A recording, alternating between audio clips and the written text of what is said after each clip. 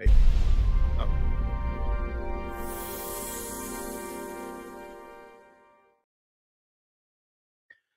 Hello, ladies and gentlemen, and welcome to the We Be Jammin live podcast, a part of the Iron Sharpening Iron universe. Today is going to be a special treat because we got somebody incredible who's going to come on the stage.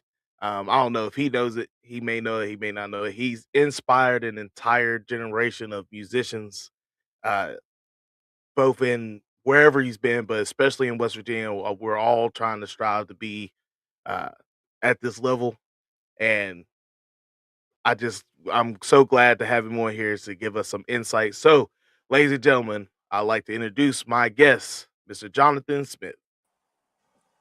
All right. Hey, the crowd. What's up, man? How you doing today?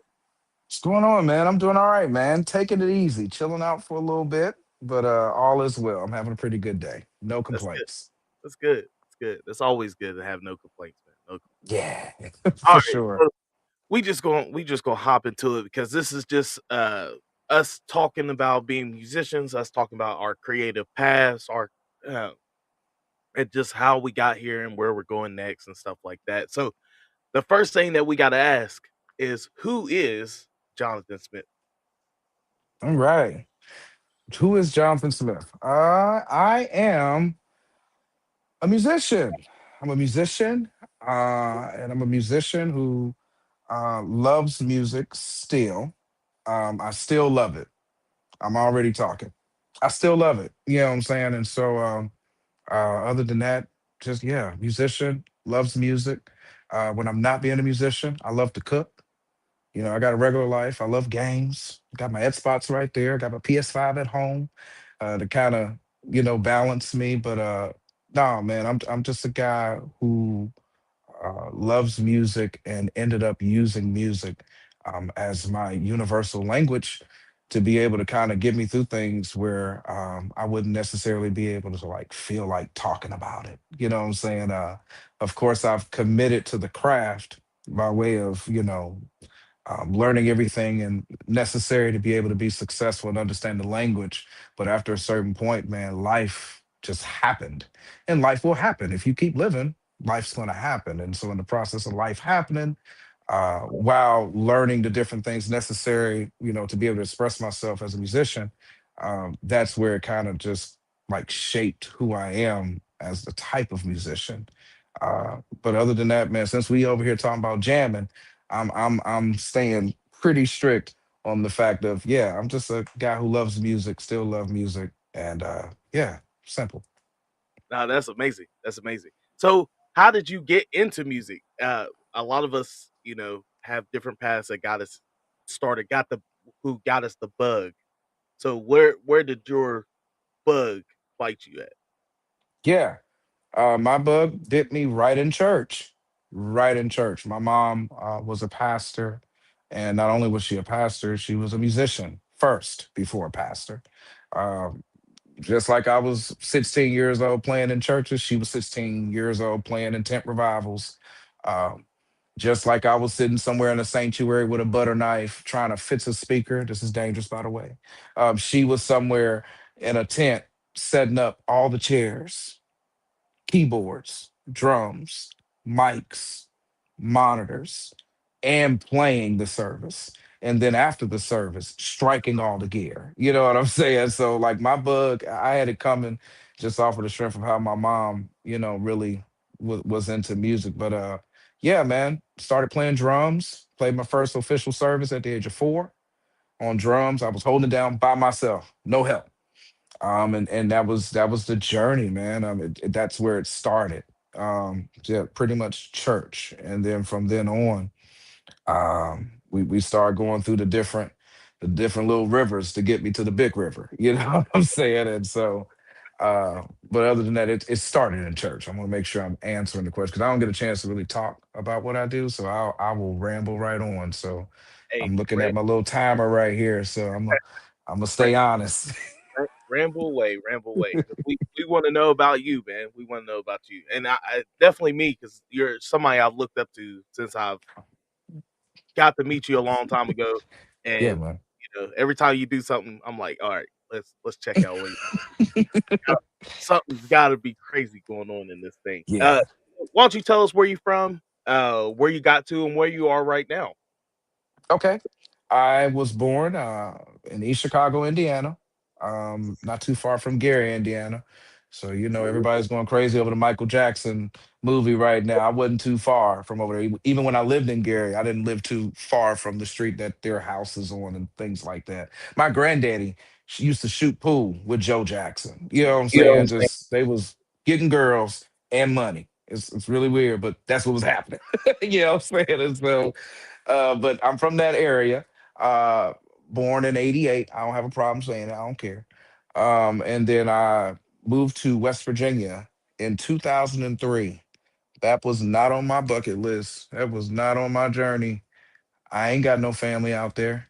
You know what I'm saying? That was just one of them situations Yeah, where the energy moved me accordingly towards that direction. And we, you know, moved down there in 2003. There was some church that was like an hour away from where I lived. I used to live in Charleston, but there was a church in Beckley who didn't have musicians for like 12 years. uh-huh, And so they got connected to my mom, and my mom actually went to that church in Beckley and preached one time by herself. And then the second time she went, she flew me out. Then the third time, we both was flown out. And before I knew it, this church was moving us to West Virginia. Literally that simple. It was crazy. And so coming from Indiana to West Virginia, it was honestly culture shock. No questions asked. I was not used to how the state vibed and what was the energy. Back in Indiana, they were a little bit like, for instance, in Indiana, we already had the food stamp credit card. We already had that. You know what I'm saying? I came down to West Virginia 2001, 2002, they still had the paper money. I was like, oh my God. You know what I'm saying? Like it was nuts, man. And like back in Indiana, we had, drum machines, MPCs, all that stuff then, synthesizers, all that stuff then, playing with tracks, all that stuff then. I came to West Virginia and there was an upright that might be in tune. You know what I'm yeah, saying? Or there was a really good sound in Hammond, but nobody could play it. yeah, Or there was a Hammond with just like a tone cabinet, but not a Leslie speaker. It was just somewhere there was some sort of obstacle that I had to get over. You know what I'm saying? But other than that, we can dig deeper in that later. But Indiana, West Virginia, and then I moved to Nashville in 2017. And yeah, man, I still live in Nashville, and I love Nashville, and that is my home. And so that's where I'm at. yeah, man. Hey, that's quite a journey because you came in West Virginia where, like you said, it was before the times of us catching up, and Sure. then after we've caught up, it was pushed a little bit, and then you moved to Yeah, Nashville where they're already ahead of the game. So man. Man, I spent my first year in Nashville just getting updated okay, because West Virginia ain't got nobody's Guitar Center. yeah, West Virginia didn't have nobody's Sam Ash. What are you talking about? We had yeah, Pied Piper, we had right, Jungle Drums, and you had to go to Huntington for that. You know what I'm saying? yeah, Like, so, like, I didn't have an opportunity to play the newest keyboards. And, my goodness, bro, I hadn't even heard of Ableton until I got to Nashville. right. And Ableton had been out well before 2017, bro. You know what Before, I'm saying? So it was, like I said, my first year was just spending time getting updated. You know what I'm saying? As to like what's the new gear. We wasn't using ears like that in West Virginia at that time. By the time I left, you know what I'm saying? And so I had to learn how to do that. You know what I'm saying? Like I had never experienced modes, the in ears that go all the way in your ears. I hadn't experienced that. Dude, I literally spent an entire year just getting updated. So it was hey, crazy. so how do you feel about being in Nashville now versus when you first got there? Like, I know you said it's like home to you, you love it, but like, how do you feel about So when I first got to Nashville, I looked around, I heard the music, I was looking at some of the people, And I was just like, it's wide open out here. It's wide open. Yeah, it is. Word? Like, really? And so I saw, first of all, I had put a pin in Tennessee, Nashville, Tennessee. Let's see. If I left in 2017, so I put a pin in Nashville round about 2009, latest 2010. 2009, 2010, I put a pin in Nashville because I had an opportunity, while still being a resident in West Virginia, I had an opportunity to go to Japan with season finalists of American Idol. I don't remember the season. Don't ask me. But what I will tell you is Jimmy Allen was on there, and that's a name that's been a name swinging around. So Jimmy Allen was with me. That's all I know. One of my homies from West Virginia, Isaac Riston. We were in show choir in high school at Capitol High School, and so I met him his senior year, and I was a freshman when I met him. We played 1 year, and that was it. Hadn't run into him since then, but we kept in contact. And then out of nowhere, he was just like, "Hey, man, do you have your passport?" And I was going to West Virginia State at that time, and I had just got back from Austria, with the jazz band. And so they, because I was at school as a student in the jazz department or whatever, they paid for everything, so I had a passport for 7 years. You know what I'm saying? I didn't know when I was going to go out, but I had one. By the time he called me, he was just like, "Do you have your passport?" And I was just like, "Yes." He said, "Oh my God, I can kiss you in the mouth." I was like, "Okay, well, what's going on?" He's like, "Do you want to go to Japan for like a month?" I was like, yeah, I do. What are you talking about?" "Hey man, we got this thing. They need a band. I'm the MD. You want to be my co-MD? I'm gonna show you how to do the thing." I had never been on the road of that magnitude to those types of people for like a tour. That was my first one.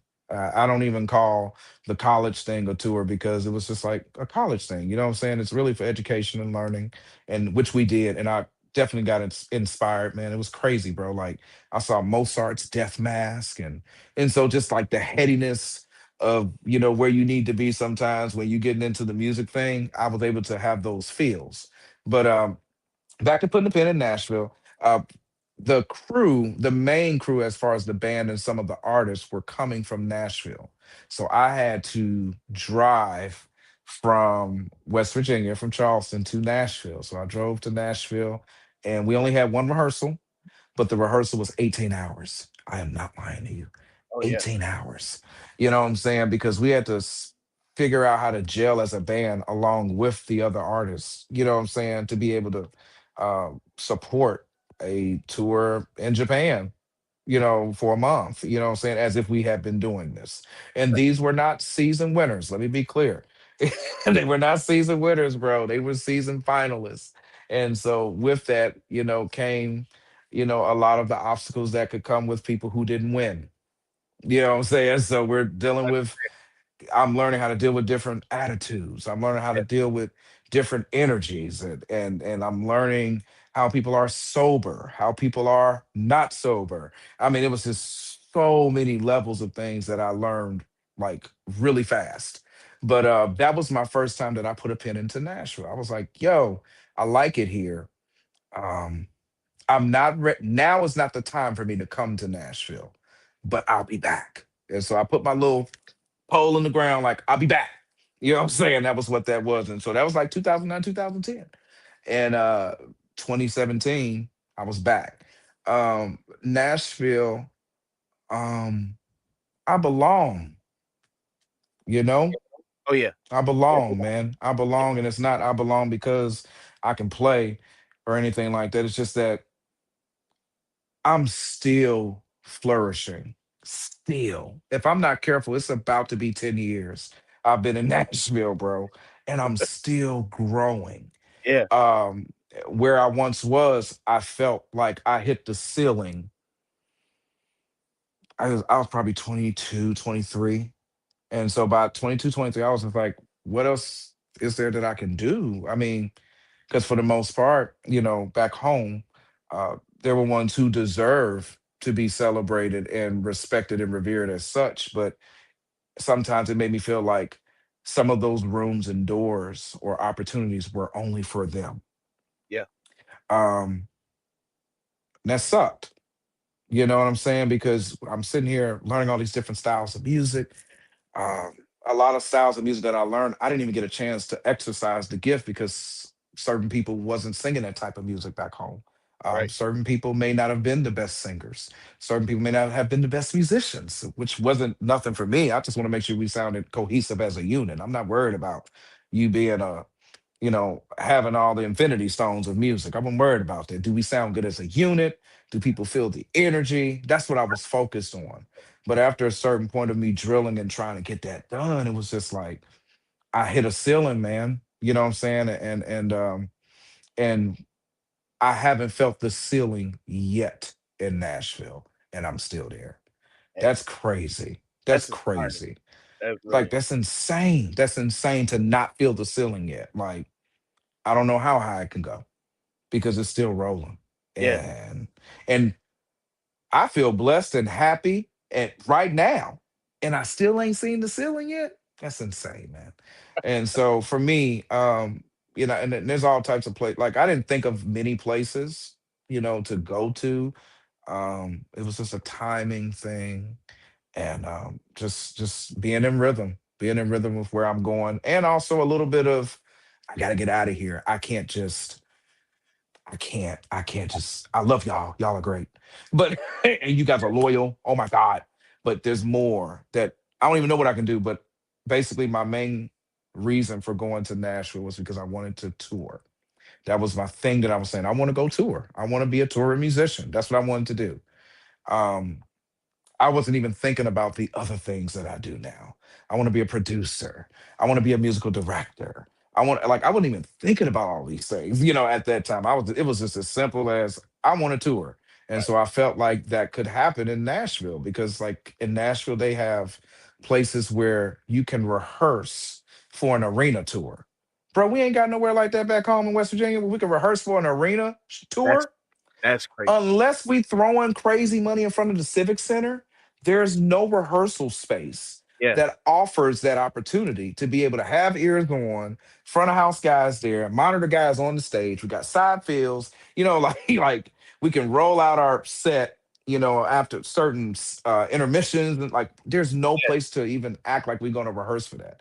Even if we're going to find a place to rehearse for that, there's no place that we could just get a Hammond, get a Jupiter, Right. get a DW $5,000 kit. Like, nope.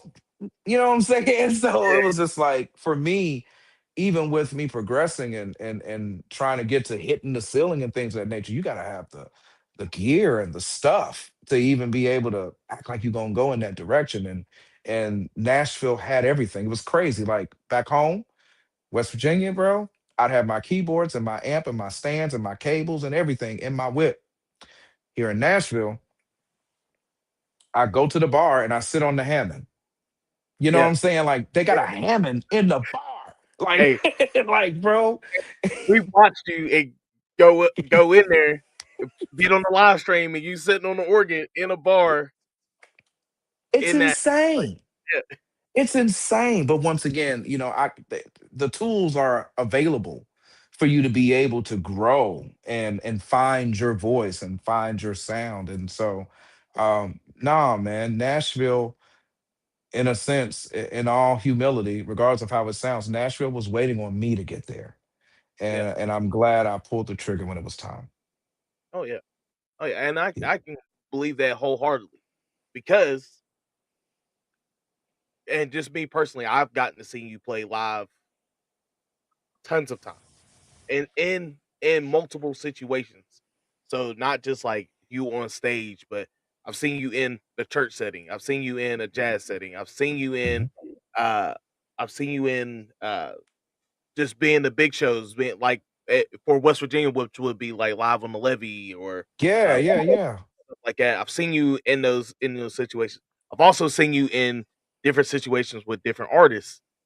So I know that, make your transition going to Nashville was not going to be hard. Now we have a question in the chat. It says, "Did show choir help you perform on stage?" Show choir, yes. Let's break it down a little bit. I like that question. Who asked that? That's fantastic. Yeah. So yes. Yes, there's levels to it. So what I liked about show choir was the fact that it taught me how to support the singer, the artist.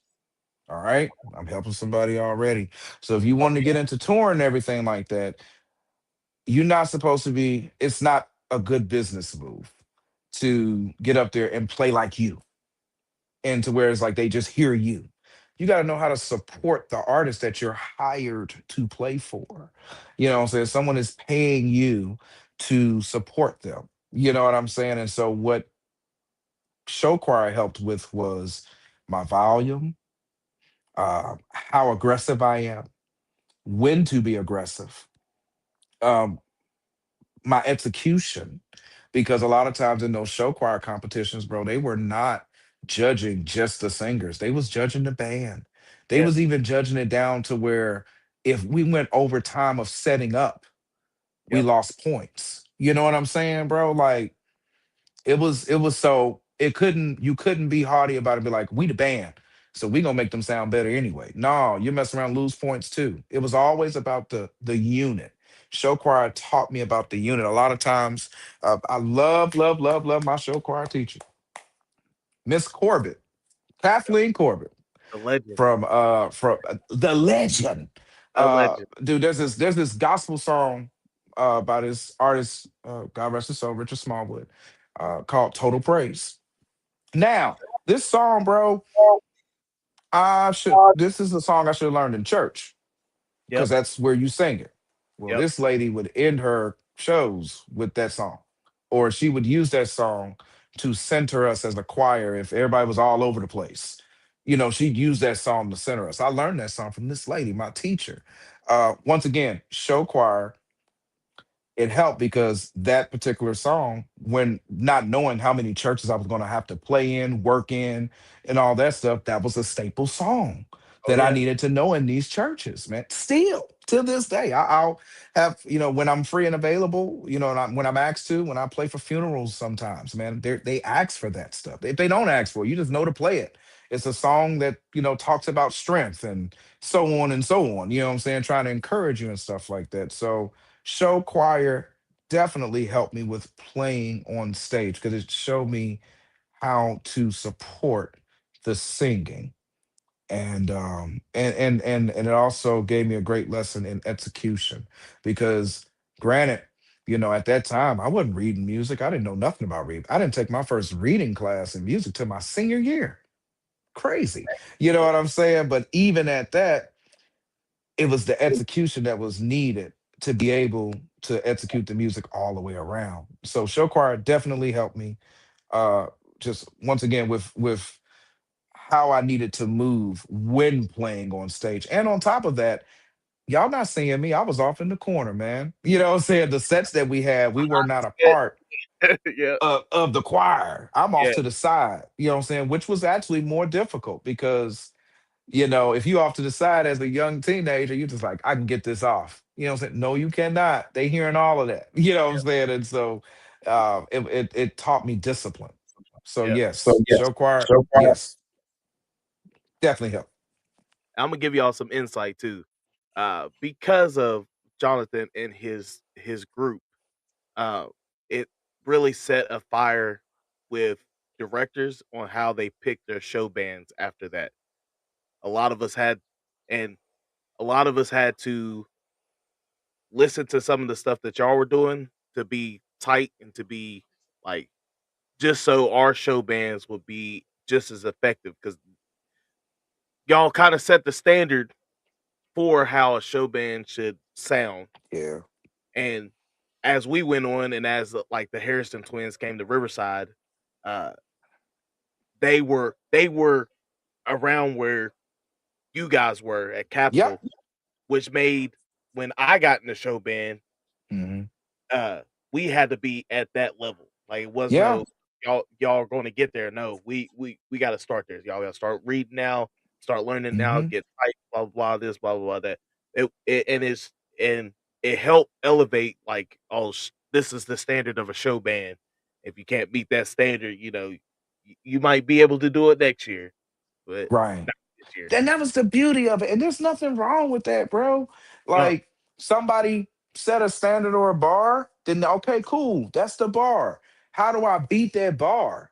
You know what I'm saying? And that's what I feel like really kind of pushed me because I felt, first of all, West Virginia, I love the crib, but it was a hard place to play in. It yep. was very similar to that. Like if you look at the makeup of West Virginia, like mountains, can't really see too much past them. You know, you got to really kind of get in it, go up. It was really like that. Yeah. And so if I got people who, and this is not a lack of better words, you said that y'all told me I could let my hair down and tell the truth, Oh, so yeah. I'm Tell going the to truth. do so. Tell the truth. So back home in West Virginia, this is the guy. He still reigns supreme because he's the GOAT. But you got to basically figure out how you gonna be better than Bob Thompson. Hey, you absolutely How right. are you Hey, gonna be able to? How are you gonna be able to go up in the spot and be like, yeah, I'm gonna do this show here, and it's y'all don't even talk about money because it's at least $1,000. How do you? yeah. Did I ever make it to that point? Not there. You know what I'm saying?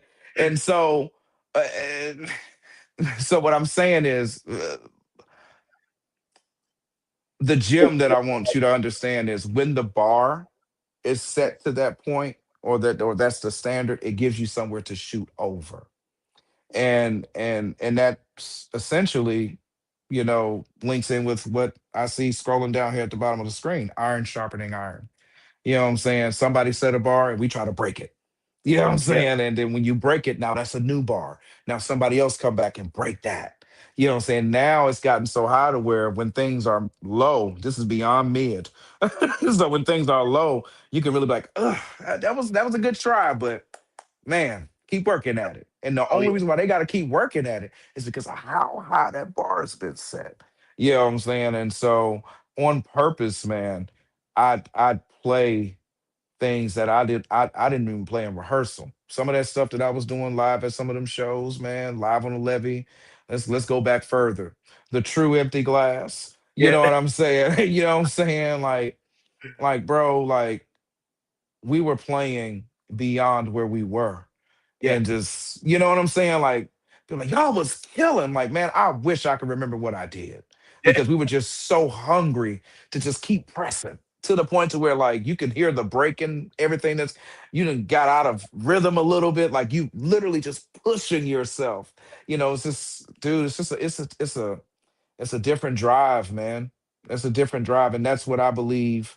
While paying homage and giving respect where it's due, I believe that that's what was different about me. I had drive, bro. I did Yeah. not care about the mountains. I didn't care about what gear that they didn't have. Let me go ahead and figure it out, and I'll go find out a way to bring it here. You know what I'm saying? I mean, like I just had drive. Like I just had drive, man. So No, yeah.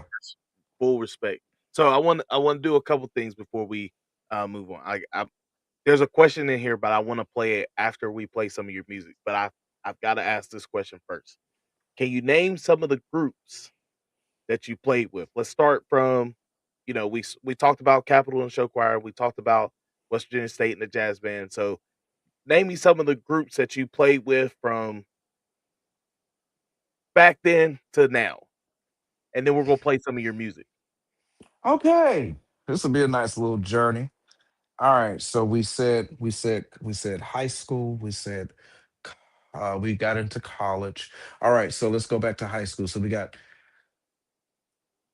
show choir, Capital High School. I did that for 3 years. And then out of that, I went, I came back from Austria with the jazz band and started with some classmates called the Rick Perdue Band. So I was in that band. And then after that, kept on kind of rolling. I want to say somewhere in the mist. Yeah, because I was always doing churches. I had a little quartet group that I was a part of. At that time, it was called Fresh Anointing. I did that randomly in there. Posted a video about that not too long ago. Yep. Um, Saw that. and then after that, I can't forget this. I got inspiration. I Yeah. was like between 16 and 19, maybe 15. No, definitely 16. Yeah, Inspiration was this jazz band that was, in my opinion, the one of the first versions of Snarky Puppy Yep. back then. You I can feel what say I'm that. saying? You can say And that. the dope part about it was all church musicians. A Mhm. pastor was playing sats. Yep. Another associate pastor was on trombone. My mentor, Brian Bosley, who was a pastor of music, but basically just a minister of music, he was on trombone, who was a well established classical pianist, like Bach, Rachmaninoff, like crazy, like he's nuts, reading crazy. We had one of the, in my personal opinion, at that time, one of the coldest drummers, Jason Lapsley. He was from Huntington. We was a Charleston group. You know what I'm saying? And so we Shout out had to him. Before I started playing mains, we had this one guy, Dwayne McNeil. He still plays with Matt Austin at their church. You know what I'm saying? Yep. He was mains. I was ops. It was crazy. Like, like we We're had gonna talk about that squad. too Like later. We're gonna talk about that yeah, too. John Different. Wesley. It was his band, but he was playing drums at that time. Then he swapped to bass. You know what I'm saying? Like so, inspiration. That was my first jazz, gospel jazz, if that's what you want to call it. Because once again, we was just flipping some covers and then flipping the trash out of gospel songs, making them sound like jazzy. It was great. So that was inspiration was definitely important. They are important. I did a full record with them. I love them. That's my family. So inspiration. Then after that, moving on a little bit more, that's when we got into hybrid soul. In the midst of hybrid soul, groove heavy happened. That Mhm. was my baby. That was my baby. That was my baby. Okay, it's my baby. Groove heavy was, in my personal opinion, what got me ready to go to Nashville That's what because, inspired a lot of bro, man. Inspired a we lot of was tripping. We would go. First of all, thank God, and man, people were kind. I mean, we had residencies, bro. We had one at the tavern, and then we had one at the Glass, bro. But Groove Heavy was crazy because we were literally just like after all the church stuff, after all the other stuff. After this, Groove Heavy happened after college for me. I wasn't, So this is like after everything. We pretty much living our lives now, man. Like that was where we literally would go to these shows with no set list, man. No set list, bro. You know what I'm saying? And just get on stage and be like, Mark, hit a beat. You know what I'm saying? Like for me, these were the two guys. It was three of us. These were the two guys where we didn't have to have a plan. Is it on? Can you hear yourself? Dope. And roll. You know what I'm saying? And so that was one of my most like to heart. You look on my socials right now, you'll still see Groove Heaven. You know what I'm oh, saying? It's just I ain't, it's just one of them things where that was the thing. So that was a lot of West Virginia, along with the many different artists that I played for when they needed to sing and do concerts. I've done all of the cool things. I opened for Bob in one of the yep. bands I was in. You know what I'm saying? And so that was super cool. That was as I got better, I was in rooms with him more often. Yeah. And so that kind of gave me peace. You know what I'm saying? Because either way it goes, he the man. You know what I'm Yeah. saying? So the fact that I was on a bill with him and then to watch him be like, hey man, you sound good, man. I'm like, hey man, you're playing, man. I'm just like, dope. All right, I gotta keep on getting after it. You know what I'm saying? And then even on the side, I was hitting him up, asking him questions and picking his brain. And that's like having a conversation with Jesus. This is too much. It's too much. You know what I'm saying? But Groove Happy was that. So now, cool. West Virginia, that's all that. Coming to Nashville, I was on my way to Nashville. I had a tour gig and it fell through while I was driving through Kentucky. So I either could have went back home to regroup or I could have went on down to Nashville. Clearly, I went on down to Nashville with no job, no nothing. You know what I'm saying? So did a few things, worked at Guitar Center, you know what I'm saying? And then I got a little situation where I went on tour. I got an opportunity to be on tour with these guys called the Wilson Brothers. That was a band.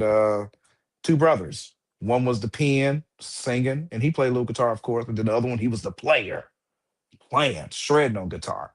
So that was that. And then that, that season passed, and then around about 2018, 2019, I got there in 2017. It started picking up, fairly quick. So 2018, 2019, I got an opportunity to meet a producer in Atlanta, Georgia at that time. His name was Cardiac. And so that's where I had my opportunity to be on R&B tracks, So that's where I was on track with Two Chains and Ariana Grande. Then after that, Chris Brown and Her. And then after that, I think her came back around. That was Damage. And then after that one, I'm terrible with keeping up with it, but Jasmine Sullivan happened. And then my last one that was recent-ish was one with Chris Brown and Chloe Bailey. So it's just that Chris Brown world and Yep. her. It was like I was just sitting in there. And I didn't meet these people. You know what I'm saying? They sent me the track. I played the music, sent it back. He sent me fire signs. And before I knew it, it was going down. You know what Yeah. I'm saying? So that's that. In the process of that, COVID happened. While COVID was happening, I got a quiet gig, David Phelps. Now, I don't know if you're familiar, but there's this Southern gospel group called the Gaither Band. Well, this was one of the young guys who could like sing, tenor guys, sing. He had his own thing. I did the David Phelps joint. It was a wonderful opportunity. Definitely failed, but phenomenal opportunity. Yeah. And then right after that, um, uh I take that back. I missed one. So that was after my other country gig after the Wilson Brothers. Then I went to Hunter Hayes. I did that one for about a year and a half. Yep. And then after that, David Phelps. And then after David Phelps, then I got back in town, back in Nashville, man. And I'm still doing a few tracks and stuff. And so I started picking up steam, playing at the crib. And so it was sweet. Money was flying. It was great. And then out of nowhere, I had got a call that from one of my guys who I call my sensei. His name is Hubert Payne. He plays drums for Little Big Town because I had ended up getting in a band with them. That was kind of definitely had the energy of Groove Heavy, but Yeah. but it was more guys who like more guys playing like how my guys were playing. But so it was like, and it was like they all had their different ideas, so it just kind of was insane. Like so, that guy Hubert Payne, he called me and said, "Hey, you're about to get a call. All you need to do is say yes." I said, "What?" You know what I'm saying? He said, "Just say yes." I said, "All right, whatever, cool." So this guy named John Osborne gives me a call. He's like, "Yeah, man, we're just looking for somebody who can help us finish our tour." You know what I'm saying? The dates is, Thursday through Sunday. You know what I'm saying? So, like I told you, I was rolling in Nashville, bro. So, church gigs, I got to tell the church, hey, I don't know what's going on, but I'm out this week. Pray. And they doing their thing. You know what I'm saying? Yeah. I'm telling all my gig people, hey, I can't do the gig. I'm so sorry. I'll tell you about it later. Not knowing that that was going to be my opportunity to be able to be a part of this group that I'm with now, that I've been with since 2021. So I am now with Brothers Osborne. And then outside of that, I got Brothers Osborne. I got my my own band. Yeah. That's what I was getting Uh, ready to say. You ain't I talk got about my your own own bit. joint. I Yep. got my own joint. I got my girl's joint. Kyla J. She fantastic singer. You know what Yeah. I'm saying? So those are the three things right now where it's like that's where I'm cooling. And so yeah, man, that's everything. And even Twenty thousand minutes later, that's the church everything, you play at has a nice following online. bro. I'm not gonna say. Bro, let me tell you about my church, man. I'm gonna tell you about that. I don't mind talking about them. My family, bro. That was the first church where when I got the Hunter Hayes opportunity, I thought, all right, my gig's over with.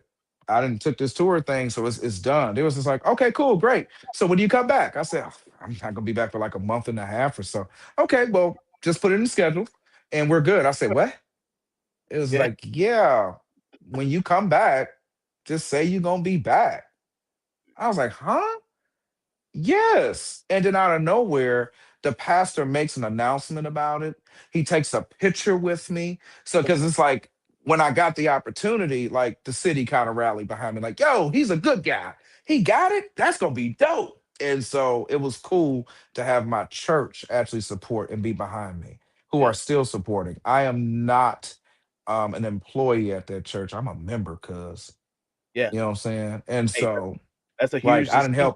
I didn't help buy chairs, you know what I'm saying? Like Yeah, like I'm a member, bro. Like, so yeah, man. So that church is fantastic. When I first got into Nashville, I would kind of do little side gigs and play like little 7:30 more in the morning services before my 11.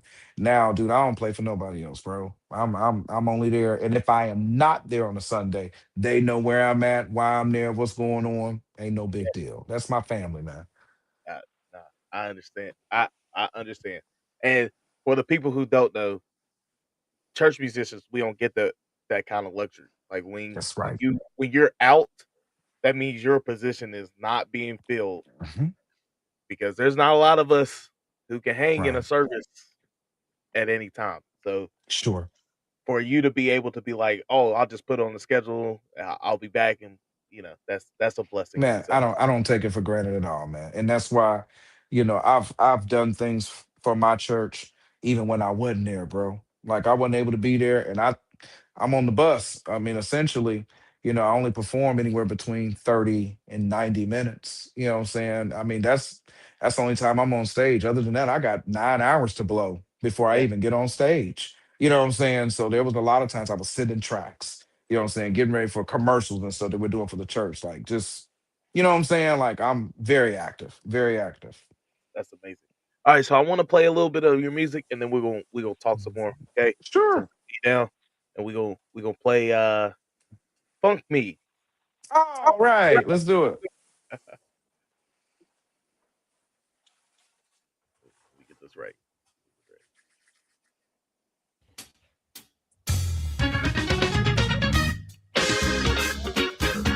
Sorry, everybody. You good?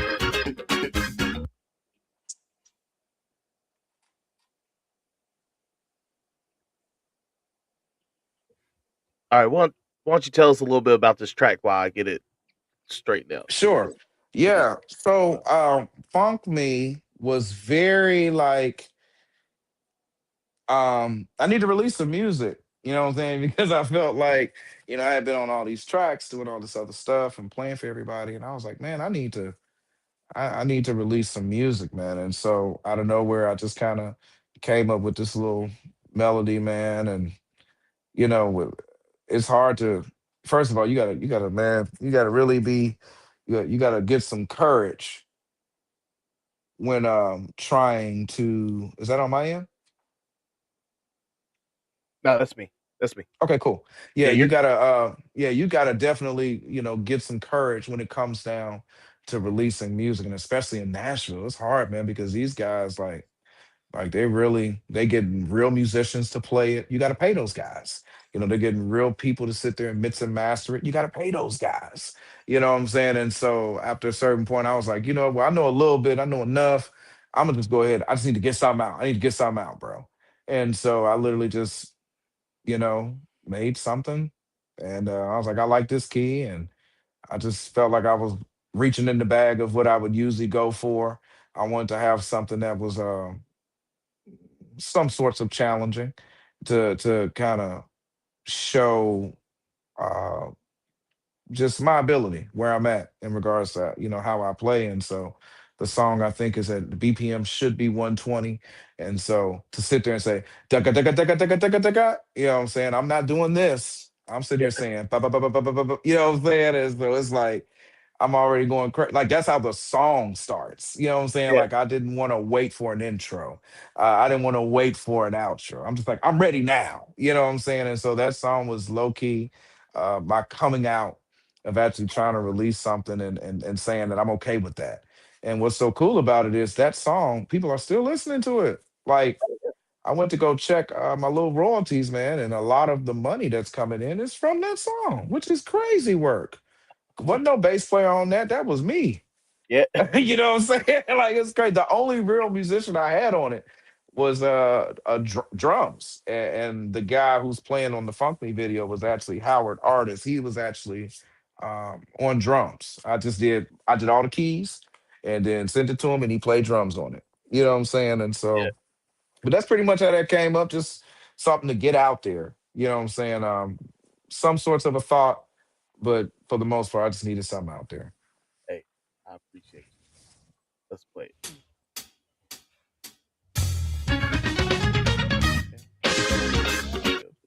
They're not gonna let it happen. I look good though. That's a good venue too. That venue is called the Analog, and it's in West Nashville, the west end of Nashville. That organ is theirs, man.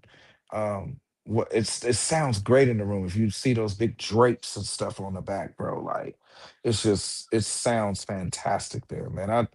I jumped and danced all around that stage that night, man. It was crazy. Oh yeah. I don't know what's going on with our audio. Mm. But hey, for the people, you can go on YouTube and you can go see that video. Type in Jonathan Smith, Punk Me, and you'll see me over there going through energy. That the guy on keys, man. He used to play keys for what is his name? It's a guitarist. He played keys for Johnny Lang. He was a keyboard player for Johnny Lang for years. So he's phenomenal. And right now in Nashville for my band, that has been the only keyboard player. And that in itself should say enough. Yeah, He's dope. I yeah, like him. that, He's dope. I like him a lot. that, that's a big statement. All right, well, Yeah. we gonna Yeah, forget we the video. good. I Hey, put don't it in worry the about chat. it, man. So I put it in the Great. chat so everybody can go out and listen to it. Um, so I wanted to play your music to get to this question because this is a great question. I had this one Sure. lined up too. Um, who is your inspiration to do what you do now? Eh, Hmm. that's a big That's question. weighty. Yeah, it's That's a weighty. big That's question. weighty, man. Because there's a lot of like it ain't a one. It Yeah, ain't a one, bro. There's no way that there's a one. I don't have no one for you. yeah. What I know, who was an inspiration to do what I do. Uh, I I think I can talk about artists, maybe just mention artist names, do my best to just mention artist names as far as who inspired me. No questions asked. Robert Glasper, um, Thelonious Monk, Mm, um, Ben Tankard, old school. That's gospel jazz, bro. Um, Harris Bowens, Todd Tribbett's keyboard player, blew my mind. Aaron Lindsley, he Lindsay, this is Israel Houghton, his MD and stuff like that, wrote a lot of his music. Crazy. When I started hanging out with Marvin Gaye, Donny Hathaway, Mark Price, shout out. You know what I'm saying? So Marvin Gaye, Donny Hathaway, like I don't even know how I was gonna be Mark's friend if I didn't understand or listen to that music. mm. and Full, if he full would, and if respect. I would go get it from Full him, respect. yeah, for sure. And if I wasn't getting it, I got it double, bruh. Because by the time his dad, Seed, found out that we was listening to it again, Seed to go downstairs and get the actual record. Yeah. Yeah, I got this right here. And so now it's like I'm having a history lesson. So yeah. And then there's my mentor passed away last year, one of my mentors from Indiana, Randall Fats Blakely. That another, if I kid you not, if you go listen to this man's record, no questions, you're gonna hear 85% of my chords. It's kind of crazy. I just found this out maybe because I never really listened to it like that. Being a keyboard, I was a drummer when this record came out. You know what I'm saying? So I wasn't listening to it like that. But when I was like, oh, I really sound like this guy. And then, and of course, my mother, no question. You know what I'm saying? That definitely was the inspiration. In my family, there's only three musicians as of now, and that was me, my mom, and her brother.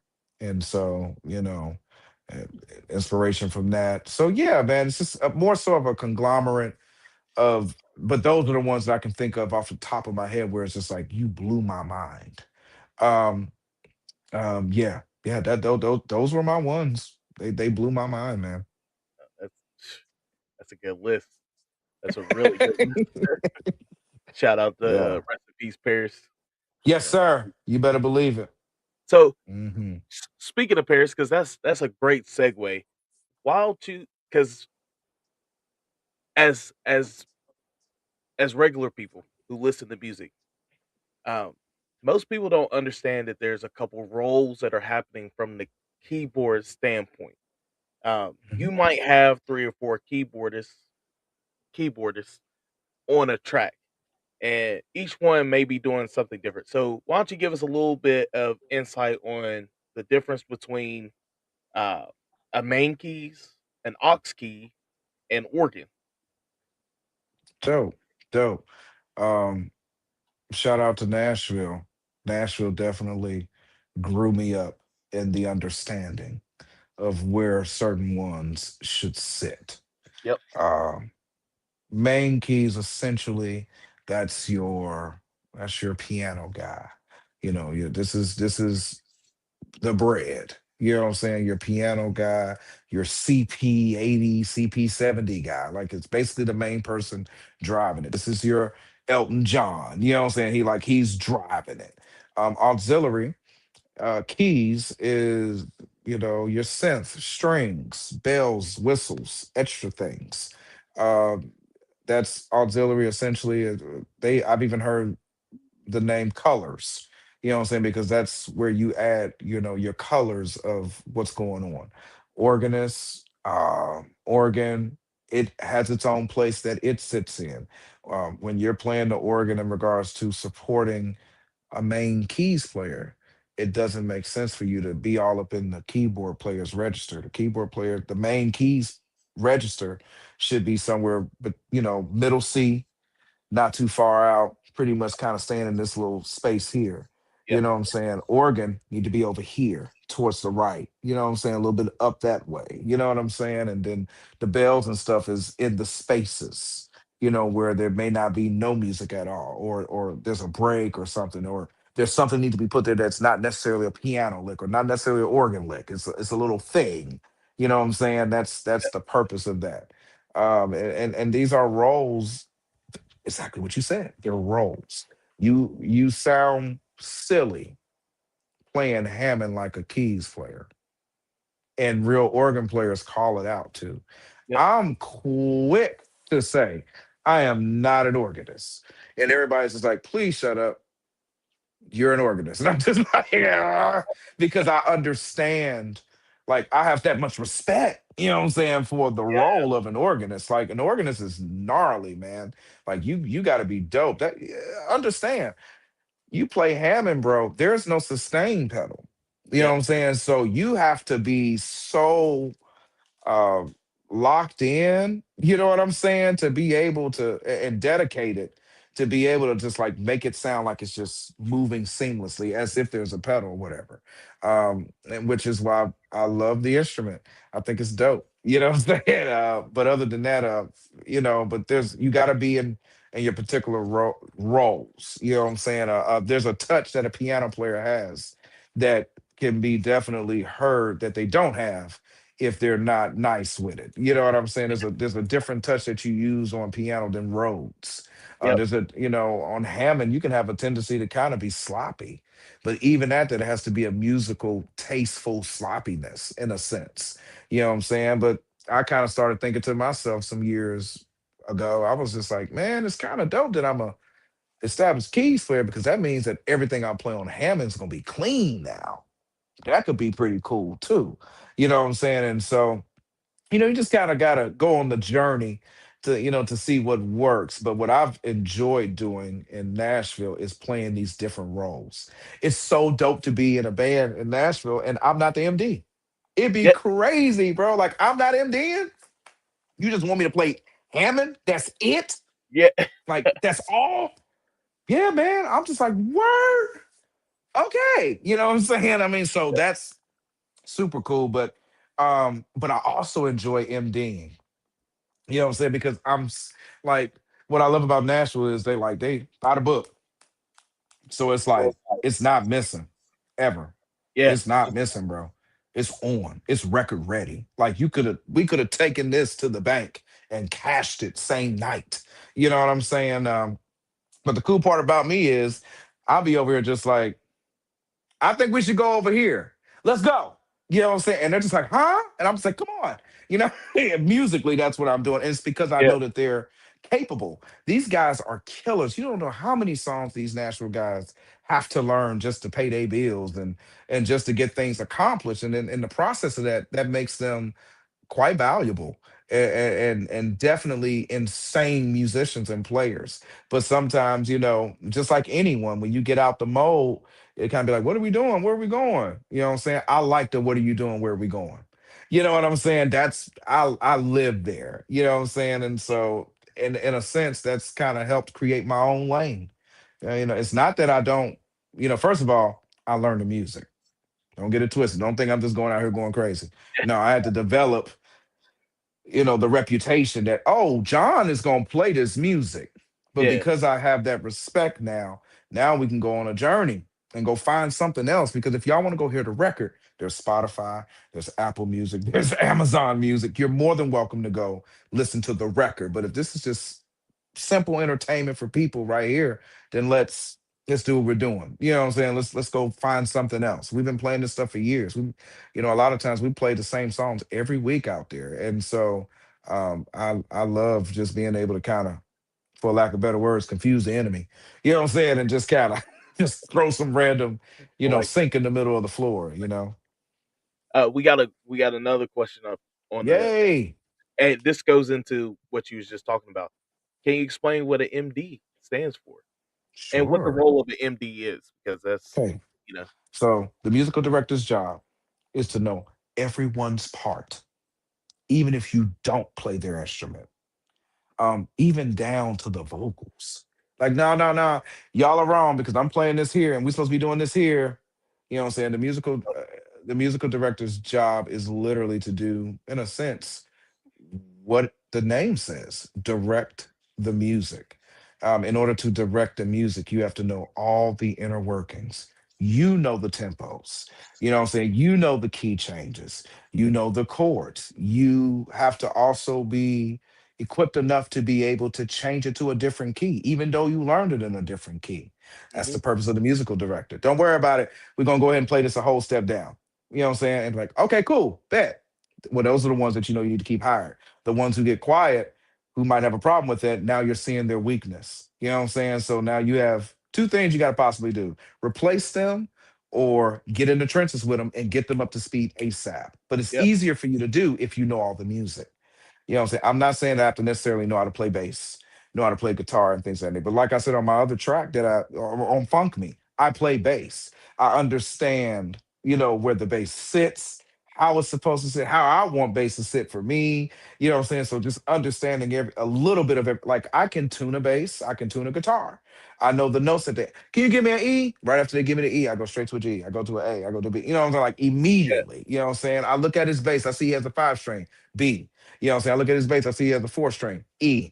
You know, hey man, I actually tuned my B to B flat. Ooh, I like you. You know what I'm saying? Like, because I've been in so many different settings where, once again, that's the job of an MD to know yeah, all the music in and out, and also to be able to be equipped to be able to do it in any key in any tempo. If the tempo is too fast or too slow, be able to have the knowledge to be able to say, I think that's a little too fast. Now, the record is this. Maybe we should do, you know what I'm saying? Like, once again, and you can't be so mean with it. You got to be able to be the peace in the midst of a storm, possibly.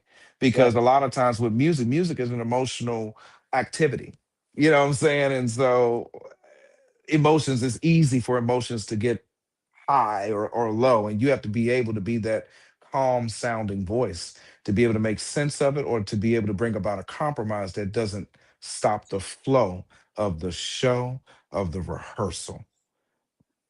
That's my long dissertation about what an MD is. Know your appreciate the insight. Alright, so we yeah, almost at the hour mark. We usually love don't it. go too much longer. It don't feel like we've been here for an hour. It really No don't, but worries. we're almost there. Uh, my question, and go off on however you want to explain this, is what is next for Johnathan Smith? Because you did just put out a record, and you are in Nashville, and you've got a couple bands that you play with, but you also got your own thing going on. So what is next for Johnathan Smith? What is coming up? There, there'll be I don't know how many, but there could be a few singles, maybe an EP, but essentially, the next The big next big thing thing that's coming that's for coming for me me. is my full length album. This record is going to be the record that I'm shooting for. Um, Without saying so much about it, orchestra, you know what I'm saying, horns, and like really going for it. Because I'm an artist too, bro. And so the main focus is this full length album, and the dream, even in the midst of everything else that I'm doing, is to be able to go out and continue my artistry. Nashville has been very receptive in regards to my music and my show and the different types of shows that I have. I have a show where it's right in your face, boom. Not too long ago, I did a jazz show in a jazz cave, and it was killer. My band right now consists of Tajay Mosley. You know, he at the crib, Yep. but Hey, he's my drummer, and actually about to mess around and be my MD. So that's my shout out. drummer. His dad is Shout out to my drummer, Taj. so, you know. Oh yeah, you already know what time it is. Yeah, You know, you already know what time it is. Stro. You know what I'm saying? You already know what time it is.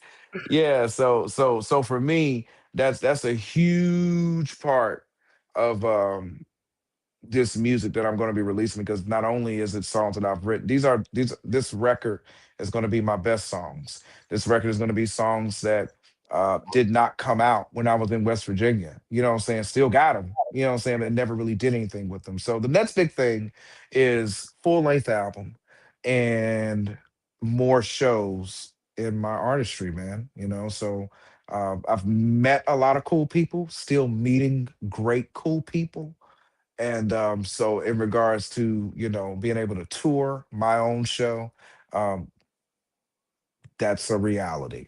It's not a dream. That's the truth. And Oh, so we're just going to trust the process and go on the journey. hey, I'm excited because once you go on tour, man, once everybody gets to experience you live, the way I've gotten to experience you live, and the way people in Nashville and all over the world has gotten this experience you live, it's you probably not gonna never see the ceiling because sky's the limit at that point. Man, I'm excited. I can't wait. Me too, man. Me too. Well, we at the hour mark, man. You've been a incredible guest. I appreciate you so much. I appreciate you all in the chat. Thank you, Big Jack, for allowing us to have this space. Um, don't go nowhere because we want to talk to you at the end of the show. Uh, man, y'all gotta go check him out. You just gotta go check him out. It's there's no words to explain the type of music that he brings to the stage. Like I said, you've been an inspiration for me since I met you. Uh, you came and rocked out at our church. I think I saw you at Marshall one time, and Hmm. then when I started getting out there and actually playing and seeing your band do it, it showed me where I needed to go and where I needed to be. And as you do it now, it still shows me where I need to go and still need to be. I love it. So I I appreciate everything you do, man. Keep doing what you're doing because, like I said, you inspired a whole generation of keyboardists, a whole generation of bands, and as you keep going, we gonna keep going.